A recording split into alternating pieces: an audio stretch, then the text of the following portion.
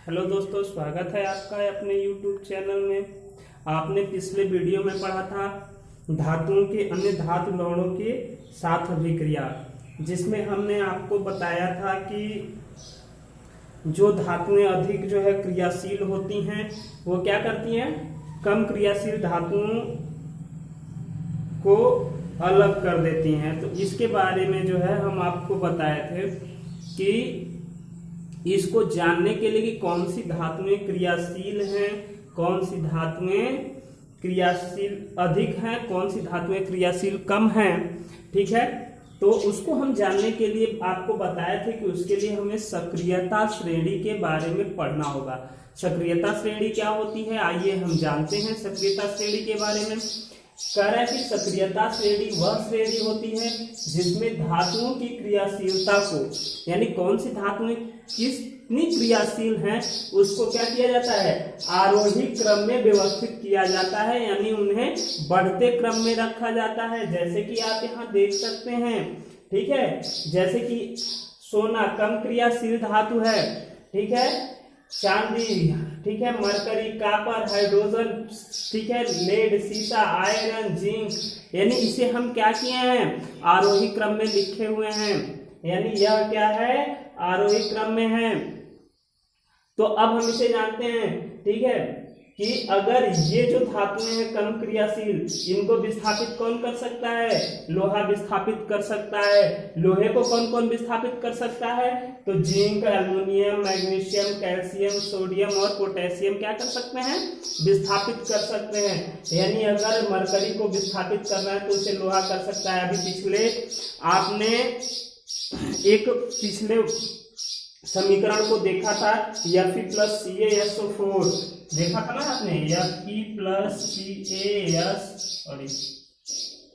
CaSO4, इसमें आपने देखा था कि यह क्या बन गया था, तो FeSO4 प्लस Cu बन गया था। क्या बन गया था, FeSO4 प्लस Cu, यानी यह क्या था, इस Fe ने इस Cu को क्या किया था, विस्थापित कर दिया था, है कि नहीं। कॉपर को क्या किया था, इसने विस्थापित कर दिया। क्यों, क्योंकि Fe यहाँ पर क्या है, Cu से अधिक क्रियाशील है कि नहीं। ठीक है, अब हम इसको जानने के बाद आगे पढ़ेंगे धातुओं की अधातुओं के साथ अभिक्रिया। धातुओं की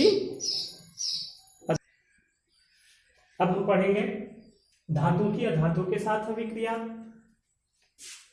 कह रहा है कि तत्वों की अभिक्रियाशीलता, ठीक है, जो भी तत्व हैं इनकी अभिक्रियाशीलता संयोजकता कोष को, यानी जो संयोजकता कोष होती है, ठीक है, को पूर्ण करने की प्रवृत्ति के रूप में समझ सकते हैं। यानी संयोजकता कोष को पूर्ण करने की प्रवृत्ति के रूप में आप इसे समझ सकते हैं। इसको जानने के लिए आप पिछली कक्षा में तृतीय अध्याय में ही अष्टक का नियम आपने पढ़ा होगा। जैसे कोई धातु है Na, सोडियम, ठीक है, जैसे कोई धातु है सोडियम, ठीक है, इसका जो है परमाणु क्रमांक क्या होता है, 11, और इसको जो है हम बांटने के लिए इसके संयोजकता कोष आपने देखा होगा कि क्या होता है, KLMN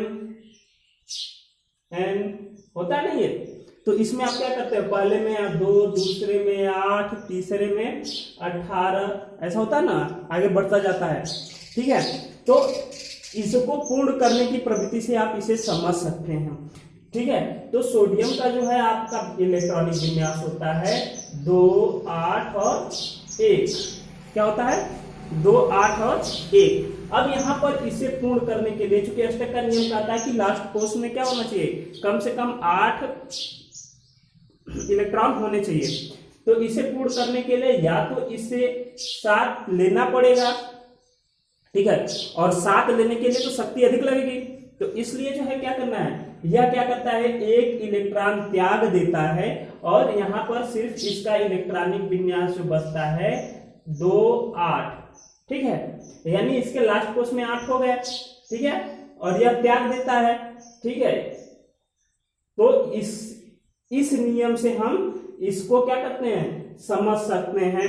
आगे कह रहे हैं धातु संयोजकता कोष से इलेक्ट्रॉन का त्याग करके धनायन बनाते हैं। यानी जो भी धातुएं हैं, जैसे कि अभी सोडियम को ही हमने देखा, ठीक है, इसने क्या किया, एक इलेक्ट्रॉन को त्याग दिया यानी दे दिया। तो भाई जो देगा उसके पास धन है तभी तो देगा ना, यानी यह जब दे दिया तो यह क्या बनाता है, धनायन बनाता है, यानी Na ऊपर इसके प्लस आ जाता है। ठीक है, जैसे कि ये है अल्यूमिनियम है, ये क्या करता है, ये 3 इलेक्ट्रॉन का दान देता है, तो इस पर जो है धनायन कैसे बनेगा, 3+ बन जाएगा, यानी यह जो है धनायन बनाते हैं। अब कह रहा है कि अधातु, जो अधातु होते हैं, धातु नहीं होते हैं, वो क्या करते हैं, संयोजकता कोष में इलेक्ट्रॉन को ग्रहण करते हैं, इलेक्ट्रॉन को लेते हैं। और ये बताइए, जो भी कोई किसी से कुछ मांगता है तो वो क्या होता है, ऋणी होता है ना, तो इसलिए यह क्या बनाता है, यह ऋणायन बनाते हैं। यह क्या बनाते हैं, ऋणायन बनाते हैं।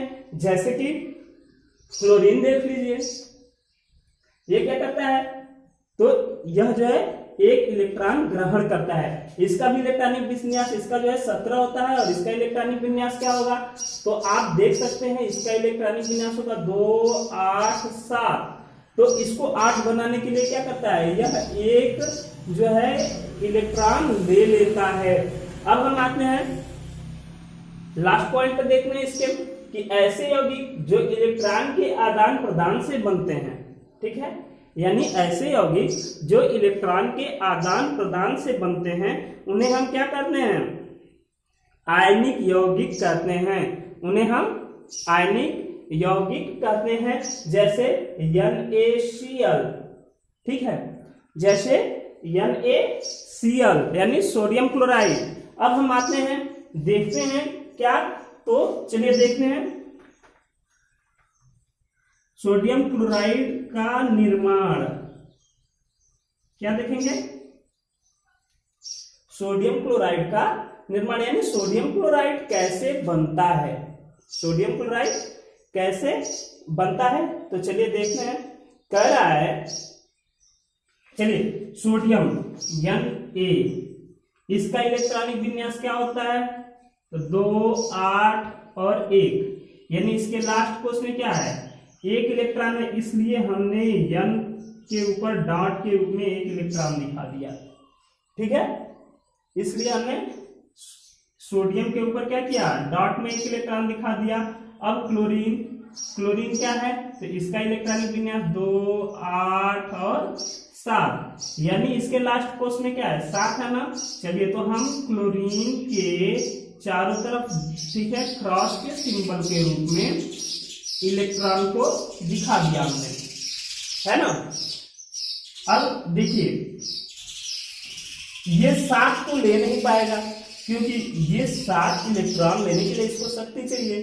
ठीक है, तो यह क्या करता है, क्लोरीन को, ठीक है, अपने एक इलेक्ट्रॉन को देकर, और इसका भी क्या करता है, पूरा करा देता है, इसका भी पूरा करा देता है क्लोरीन का। अब हम क्या करेंगे, अगर इसको रासायनिक समीकरण के रूप में लिखना हो तो कुछ इस तरह से लिखेंगे। ये हो गया सोडियम, सोडियम होगा, यह जो है क्या करता है, Na, सोडियम धनायन बनाता है, और क्या करता है, इलेक्ट्रॉन एक त्याग देता है। ठीक ना। अब हम आते हैं क्लोरीन, प्लस एक इलेक्ट्रॉन लेकर, और क्लोरीन क्या बनाता है, ऋणायन बनाता है, यानी यह जो है हमारा क्या होगा, रासायनिक समीकरण होगा। ठीक है, अब हम आगे जो है अगले वीडियो में पढ़ेंगे। इसके लिए धन्यवाद, फिर मिलते हैं अगले वीडियो में। अगर आपको अच्छा लगे तो लाइक, चैनल को सब्सक्राइब और मित्रों में शेयर जरूर करें। ठीक है, धन्यवाद।